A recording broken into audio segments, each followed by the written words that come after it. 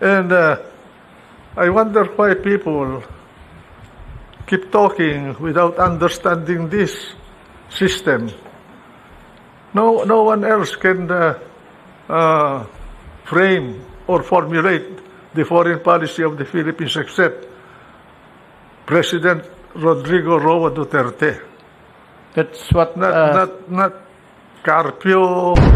Taumbayan pakinggan dito sa Boses ng Katotohanan.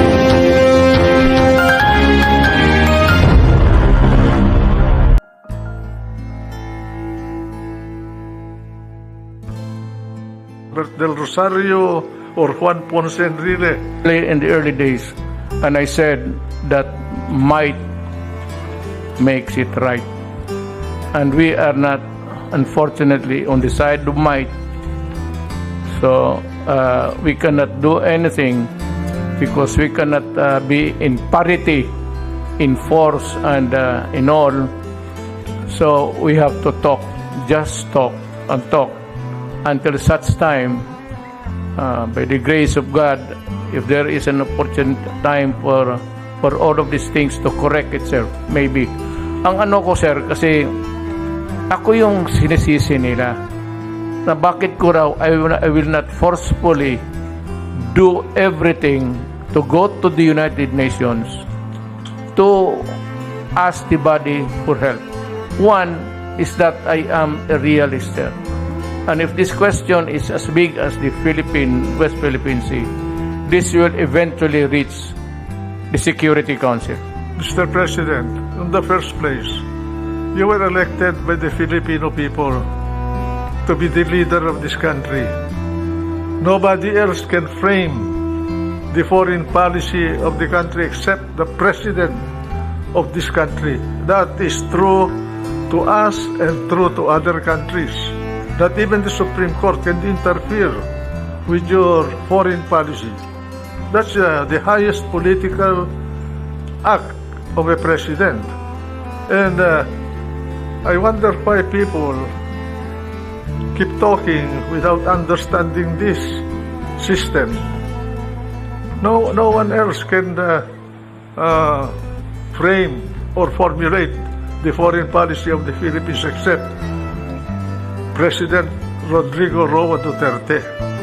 That's what Not Carpio, Albert del Rosario, or Juan Ponce Enrile. There is only one person. That's the President of the Philippines.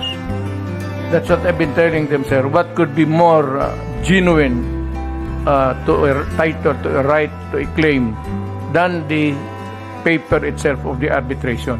Our claim springs from the UNCLOS, Mr. President. It was simply interpreted by the arbitral body in accordance with the dictum of UNCLOS. Of course, apart from UNCLOS, earlier we got involved in the West Philippine Sea because of the discovery of Tomas Cloma during the regime of President Carlos P. Garcia. And that discovery during the presidency of Carlos Garcia, nothing was done about it. And also during the time of Dadong Macapagal as President of the Philippines, because they were busy about something else in the country.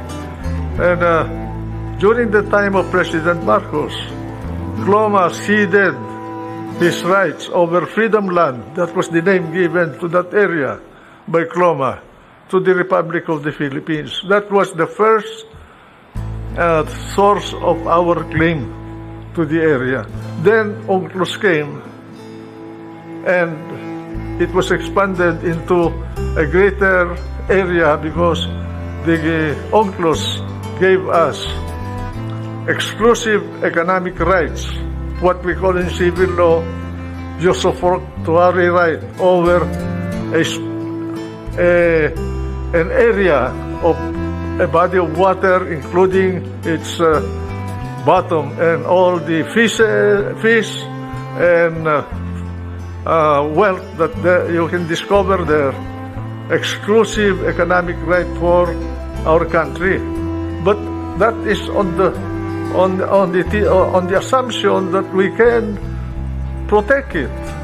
And a president of the Philippines, as a person without a strong navy and air force, cannot enforce that right, no matter what how much you want to enforce it. In the same way, UN can issue a resolution, but they cannot enforce it. Yes, sir. That's right. And I said I was quite a bit askance about their insistence to go back to the United Council, even if they result into a maybe not a shooting war, but a critical issue of security for the world and for everybody. Eventually, it would reach the Security Council. The Security Council has 5 permanent members. 2 of them are allies, China and Russia. Each one has a veto power.